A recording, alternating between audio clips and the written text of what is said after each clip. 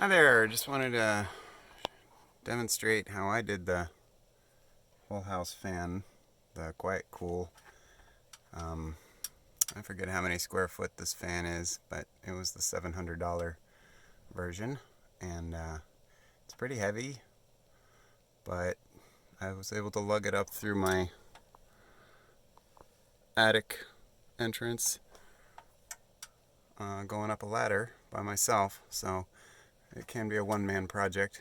Um, the total setup time is probably about 3 hours if you got all the parts you need.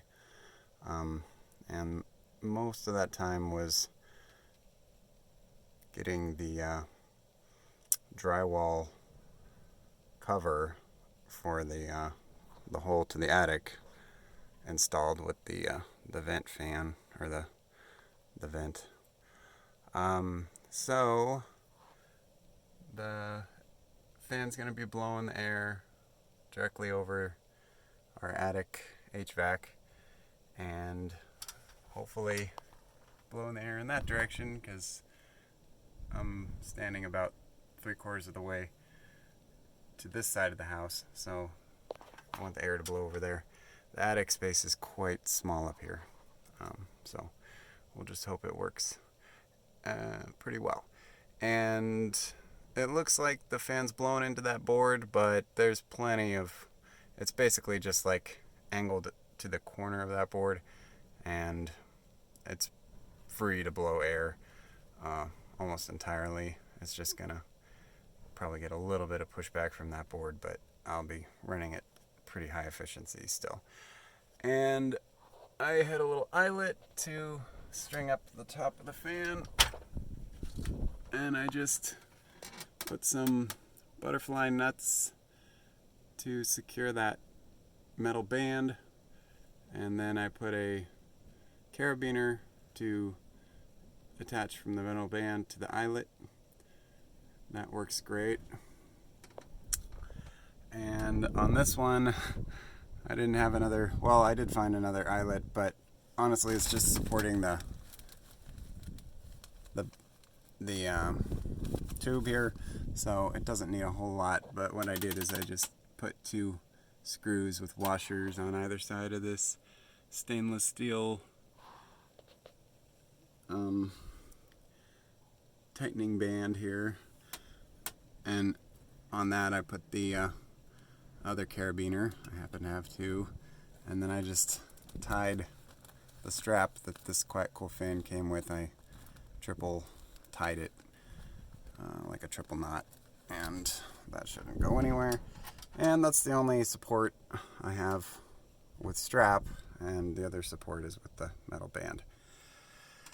And as I mentioned, the fan's gonna draw through the roof access, so in my house I can just slide the roof access off to the side here when I push it up.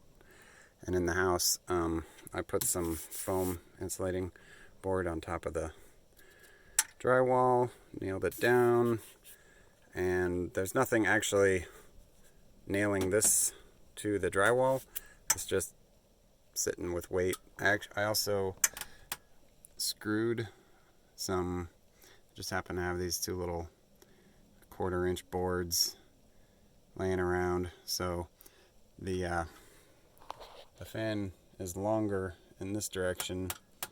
I mean, the box is longer in this direction, so this is kind of like the weak support here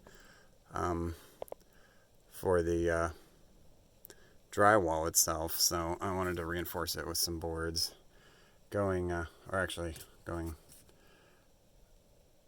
yeah, this direction is pretty weak. Here to here, it goes all the way to the end, so that's a pretty long part of the drywall. At any rate, I don't expect this drywall to crack under the weight of this thing. It doesn't weigh very much. And lastly, so my power. In our attic, we have outlets that were already installed. I didn't have to fiddle with any of that. I